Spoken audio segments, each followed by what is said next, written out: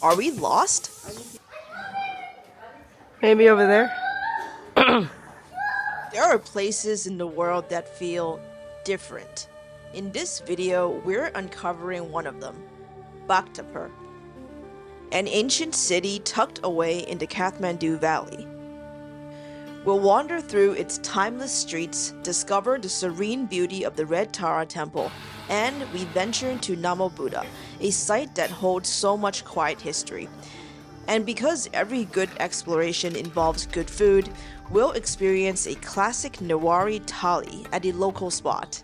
It's going to be a relaxed exploration of a truly special corner of the world. To start this journey, we had a 1 hour and 30 minutes drive from Bodhanath to Namo Buddha. This is a beautiful mountain view. We are at a rest stop. We're heading towards the Namo Buddha today. This is our car. We're resting over there right now. There's a restaurant and a washroom. Is this three? Three? Three. Oh, the bottom but has they a have the bottom has a tail. this. Huh? 003 7818. 7? 7818. This is 7? Oh, this is 7 1 7 8 1 18. 1 8. 1 looks like a 9. One, yeah, nine. English. Yeah. English language 9. From this rest stop, Namo Buddha is around 6.1 kilometers away, which is around 20 minutes drive. The road conditions leading up to Namo Buddha was a little dangerous, and that's because of the aftermath of landslides. We were here in November, right after the rainy season in Nepal, so the damages were not fixed yet. It's highly recommended to visit during the dry season, which is around November to May. Namo Buddha's main stupa is really close to the entrance. There are only a few street vendors and a couple Nepali restaurants when you head inside. The souvenirs here are very similar to the ones we saw at Bodha Stupa. We just arrived at Namo Buddha. This amazing spiritual site actually has two key areas to discover. First, down here is the main stupa, which connects to the powerful legend of Prince Mahasattva, a compassionate prince who, in the past life of the Buddha, selflessly fed a starving tigress and her cubs. And if you follow the long stairway up the mountain, it brings you right to the spot where the prince made his selfless sacrifice. That's also where the serene Thrangu Tashi Yangtze Monastery is now. 第二个是猴子们的满愿，第三个是这个可参为苦的满愿。我们藏传佛教里面讲什么呢？如果你在1天之内能够把这3个佛塔朝圣完的话，你不会堕落到3恶道。 You can also buy prayer flags here and hang them for blessings as well. Just like everyone else did, we walked around the stupa clockwise 3 times while spinning the prayer wheels. This is considered an auspicious ritual to do. After walking around 3 times around the stupa, we realized that we can also walk up closer to it, but there's a lot of people at the time, so we had to wait a while. When we walked around the stupa, we noticed that there was a candle lighting area. Since there were nobody lining up here, we decided to do some candle lamp offering. If you're here, you absolutely have to experience this. Lighting a candle here is a beautiful way to offer a prayer or send out a positive wish. No, just 10. Just 10? Oh, you can do more, I mean. Oh, okay, sure. You can really feel the collective energy here. It's truly a special moment. Only 10 should be enough, right? Only 10. Each 10. Each 10 means 20. Yes, yeah. 400 块。 Oh,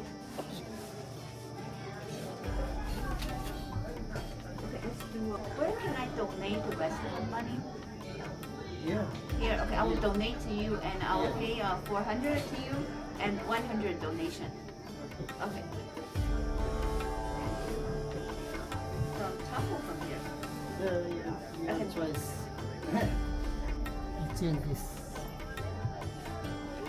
Usually, you would light the candles starting from the furthest edge of the table, but because our arms were not long enough, the person attending this area just told us that we can just light the ones that's closer to us. After lighting the candles, remember that you also have to sprinkle the blessing water over the candles to purify and also to complete the whole ritual. We're gonna be walking up those stairs all the way up soon. Seems quite high. Right now we're waiting for some other tour group people to finish lighting their lamps. My voice is slowly coming back, which is good.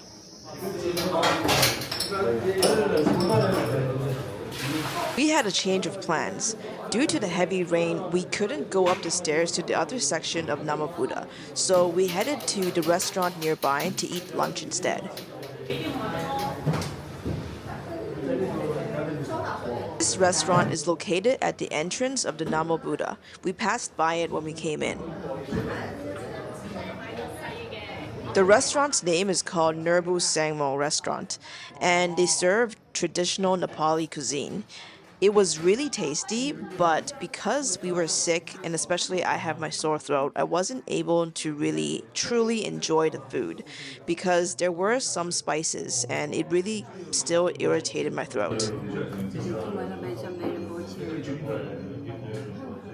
My favorite thing about Nepali cuisine is that they offer free refills on the various dishes and components on your plate. When you're here, remember to also try Nepali chili paste. It's super spicy. Across the restaurant, you'll see this building in front, and there's a free public restroom.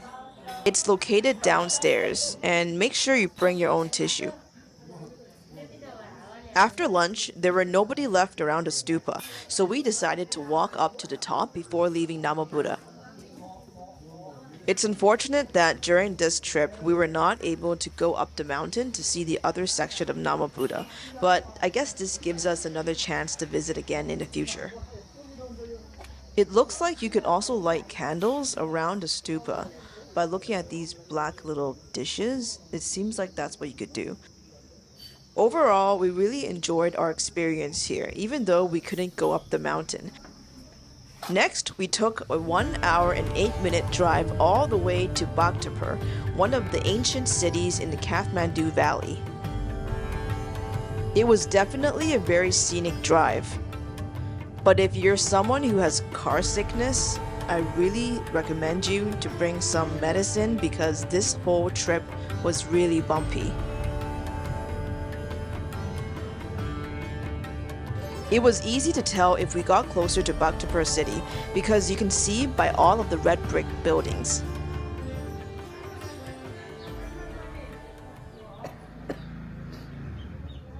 When we arrived at Bhaktapur, it felt like we were transported back in time into the ancient city. And if you love cultural heritage sites, we definitely recommend you visit this place when you visit Kathmandu. Bhaktapur is one of the 3 main cities of the Kathmandu Valley and is a major Newar settlement of the country. In a way, it's kind of like a maze here because once you enter this alleyway, you might end up at a different courtyard that leads to a different alleyway, and then you basically can't find your way out anymore.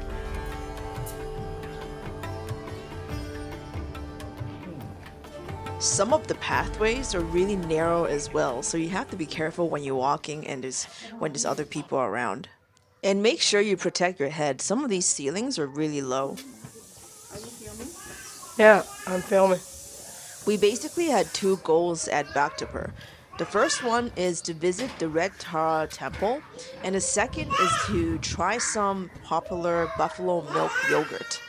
This was the moment when we got a little bit lost. We fell behind our group and we couldn't tell which way to go because everything looks similar. Maybe over there? Oh, there we go. Thankfully, it didn't take too long for us to find our group though. 600? It's 600, right? Oh, 500.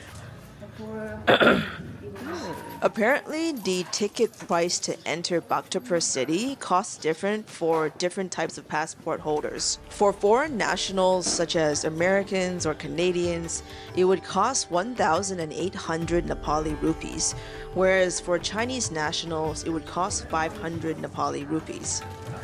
They didn't check our passports, so we just said that we're Chinese nationals and got away with paying 500. The Nawar people are legendary. They're master builders, cultural creators. For centuries, they poured their soul into building the iconic multi-tiered temples and the detailed city squares like these ones. It's pretty cool to walk through these streets today. On the way to the Red Tara temple, there's basically no shops open. And so if you want to find a washroom, it might be a little hard. But don't worry, at the Red Tara temple, there is a public washroom at the back. This was another moment where we got a little bit lost, but the locals here are really nice to tell us where to go.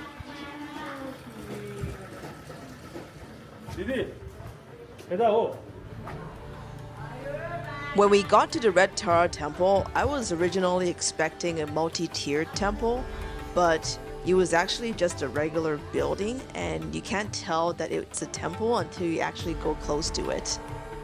No photos and videos were allowed inside the temple, so I was not able to get any footage.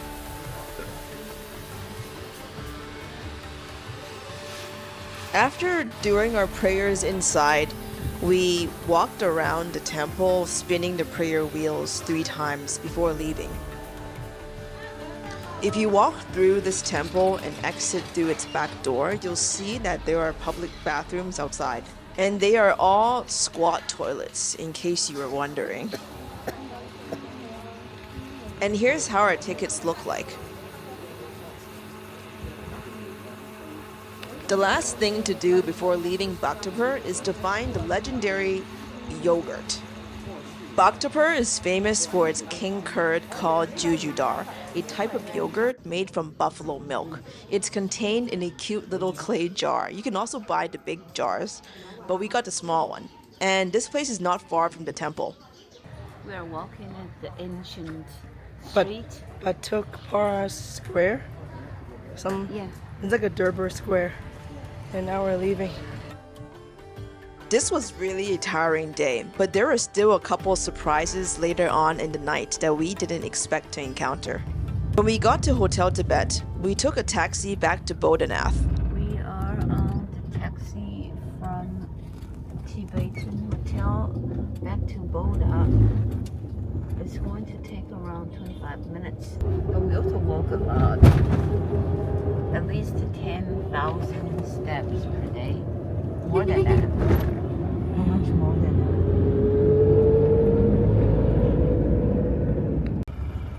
There's traffic jam right now. Or it looks like an 8. This was our first encounter in a Nepali traffic jam. Thankfully, the taxi ride fee was pre-negotiated before our trip started. We ended up in the taxi for over 30 minutes. When we were walking back to our accommodation, we suddenly bumped into a surprising Tibetan circle dance. It was our first time seeing this in person, and it was amazing to see this cultural experience. The dance area was between a couple cafes, and you can see that a lot of people were just watching while they were eating their food. We stayed here for about 15 to 20 minutes, and then we walked back to our accommodation. Got some Tibetan medicine, herbal medicine.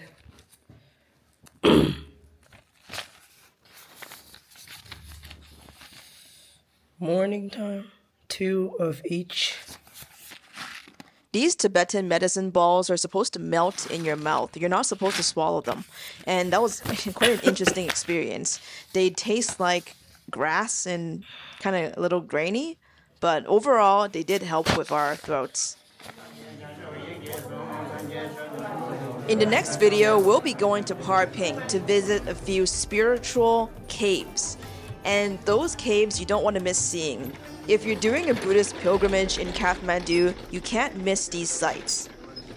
This is a sneak peek of day 8 in our Nepal trip.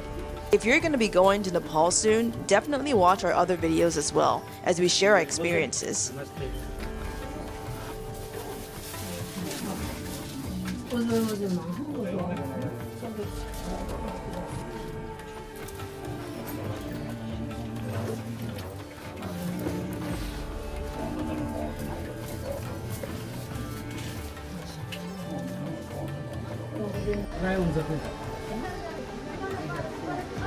We're waiting our turn.